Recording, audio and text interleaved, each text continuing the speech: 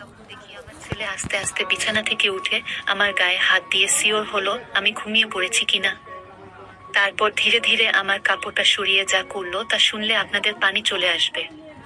তাই তোমাদের দুটি পায়ে ধরে বলি, গল্পটি শেষ পর্যন্ত দেখো, তাহলে তোমরা আসল মজা পাবে। আমাকে যে লোকটি বিয়ে করলো তার আগের স্ত্রীর একটা ছেলে সন্তান আছে। তার স্ত্রী মারা গেছে। এখন তার ছেলেটিকে দেখাশোনা করার জন্য আমাকে বিয়ে করেছে।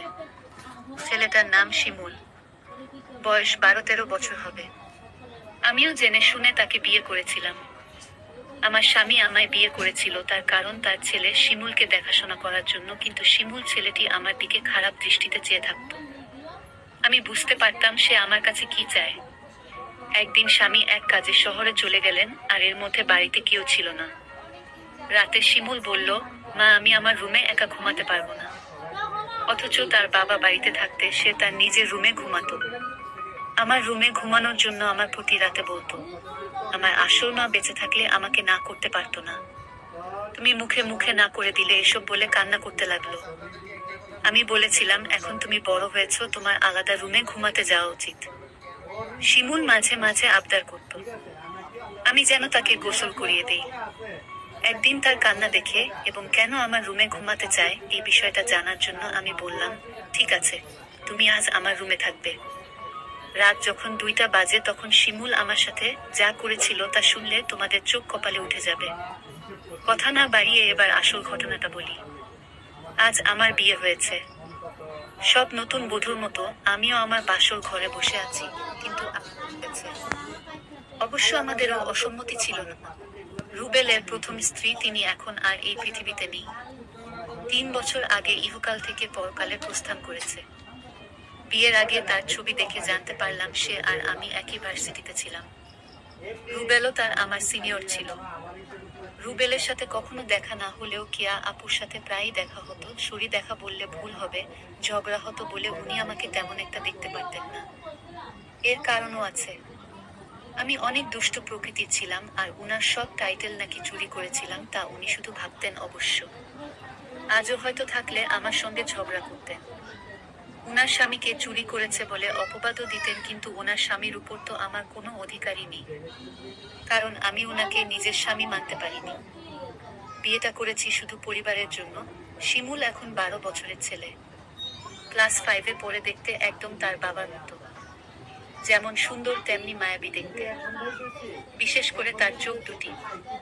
রুবেলের ভাবি থেকে শুনেছি রুবেলের চোখে নাকি অনেক মায়া, কিন্তু কখনো তাকাইনি কারণ এখন আর কারো মায়া করতে চাই না। একবার পরে অনেক কেঁদেছি, আর কাঁদার ইচ্ছা নেই, আর না কষ্ট সহ্য করার ক্ষমতা আছে। থাকে এসব বাদ দিয়ে এখন ঘুমিয়ে পড়ি। ঘুম থেকে উঠলাম সকালের আলো যখন চোখে এসে পড়ল। উঠে দেখি রুবেল এখনো ঘুমোচ্ছে, কিন্তু জানালা থেকে আসা আলো। ভাবি আসলে আমি সাজগোজ পছন্দ করি না। বসে বসে গল্প করছে, সবাইকে চা দিল। অনেক মজা হয়েছে, তোমার চায়ের থেকেও মজা হয়েছে। ইমন, হ্যাঁ, অনেক অনেক ভালো হয়েছে। রমাকে একটু চা বানানো শিখিয়ে দিও। কি বানাই স্বাদই বুঝি না। রমা, কি এত বড় কথা, কাল থেকে 7 দিন তোমার চা বন্ধ। ইমন, না না, আমি তো দুষ্টুমি করে বলেছি। চেহারা দেখছি, আপনার চেহারায় এতটাই মায়া যে আপনার চেহারায় আমি একটা অদ্ভুত জিনিস দেখতে পাই। আমি তো তার কথা শুনে অবাক, এতটুকু বাচ্চা ছেলে এসব কি বলে। হঠাৎ আমাকে জিজ্ঞেস করে ফেললো, আচ্ছা মা, তুমি বাবাকে কেন বিয়ে করলে? আমি বললাম, দেখো তুমি ছোট মানুষ, আর তাই তোমাকে দেখাশোনার জন্য তোমার বাবা আমাকে বিয়ে করেছে। শিমুল ইদানিং দেখছি আমার দিকে অদ্ভুত দৃষ্টিতে তাকিয়ে থাকে। আমি যেখানে যাই সেখানে আমাকে ফলো করে। আমি গোসল করতে গেলাম। শিমুল বলছে, মা অনেক দিন হলো আমার মা আমাকে গোসল করিয়ে দেয় না, আমাকে ভাত খাইয়ে দেয় না। মা, তুমি তো আমার মা, যেহেতু আমার আগে মা মারা গেছে। এখন আমার মা হিসেবে আমার আব্বু তোমাকে বিয়ে করে এনেছে মায়ের শূন্যতা পূরণ করার জন্য। মা, আমাকে তোমার হাতে গোসল করিয়ে দাও। আমি বললাম, দেখো শিমুল, তুমি যখন ছোট ছিলে তখন তোমার মা তোমাকে গোসল করিয়ে দিত। আর এখন তো তুমি বড় হয়েছো, তুমি নিজ হাতে গোসল করতে শেখো। তাই এখন আর আমি তোমাকে কিভাবে গোসল করিয়ে দেই? তুমি নিজেই করতে পারবে বাবা। থাক মা, পর কখনো মা হয় না। আমি বুঝতে পারলাম আমাকে তোমার কোনো হেল্প করতে হবে না। এই বলে শিমুল চলে গেল। আমি চিন্তা করলাম আমার কি কোথাও ভুল হয়েছে। আমি তো এখন তার মা, আর তাই মা হিসেবে আমার কর্তব্য পালন করা উচিত ছিল। কিন্তু শিমুল তো তার বাবা বাড়িতে থাকাকালীন আমার হাতে গোসল করতে চাইতো না। আজ বাড়িতে তার বাবা নেই। আসলে কারণটা কি, বিষয়টা আমি কিছুই বুঝতে পারছি না। এসব ভাবতে ভাবতে রাতের রান্না শেষ করে আমার রুমে গিয়ে শিমুলকে ডাক দিলাম। গিয়ে দেখি আমার একটা ছবি হাতে নিয়ে ছবিটির সাথে কি যেন বলছে। আর ছবির সাথে এক অদ্ভুত আচরণ করছে। আর বলছে আমার মনের আশাটুকু কবে পূরণ হবে মা। শিমুল চোখে পানি ছেড়ে কান্না করছে আর বলছে। আমি ডাক দিলাম, শিমুল তুমি কান্না করছো কেন? তোমার কি হয়েছে? কিছু হয়নি মা, আমি আসছি, তুমি যাও। আমি এক গভীর চিন্তায় পড়ে গেলাম। শিমুল আমার কাছে কি চায়? তার দৃষ্টিভঙ্গি আমার কাছে স্বাভাবিক মনে হচ্ছে না। আমার কাছে কি চায় তাই আমার জানতে হবে। তাই আমি সিদ্ধান্ত নিলাম, আমি আমার রুমে তাকে থাকতে দিব। আর আমি ঘুমাব না, ঘুমের ভান করে থাকবো। তাহলেই বুঝতে পারব আসলে শিমুল আমার কাছে কি চায়, তা স্পষ্ট হয়ে যাবে। তারপরের দিন আমি শিমুলকে বললাম, শিমুল আজ তোমাকে আমার নিজের হাতে খাবার খাইয়ে দিব। তুমি খাবে? না না মা, আমি তোমার হাতের খাবার খাবো না। কারণ তুমি আমার আবদার পূরণ করো না।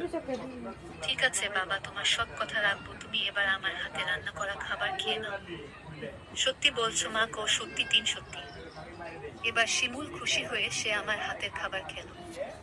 ঠিক আছে বাবা, তাহলে তোমার আজকে তোমার রুমে থাকতে হবে না। তুমি আমার রুমে ঘুমাবে। কারণ আমি এখন বুঝতে পারছি বড় রুমে থাকতে তোমার ভয় লাগে, তাই না? তাহলে তুমি আমার কষ্টকে বুঝতে পেরেছো না। তারপর শিমুলের বাবার ফোন আসলো। সে ফোনে জানিয়ে দিলাম আসতে আরো 3-4 দিন দেরি হবে। তুমি ছেলের প্রতি খেয়াল রেখো। আমি মনে মনে একটু খুশি হলাম।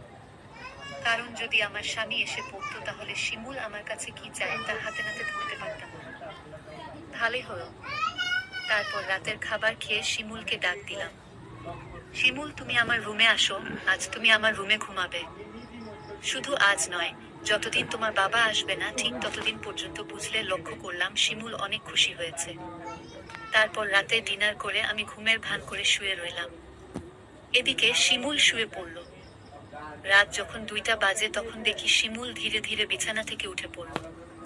তারপর হাত দিয়ে সিওর হলো আমি ঘুমিয়েছি কিনা। তারপর ধীরে ধীরে আমার কাপড়ের আঁচলটা বের করলো। কারণ কাপড়ের আঁচলে আমার ঘরের আলমারির চাবি ছিল।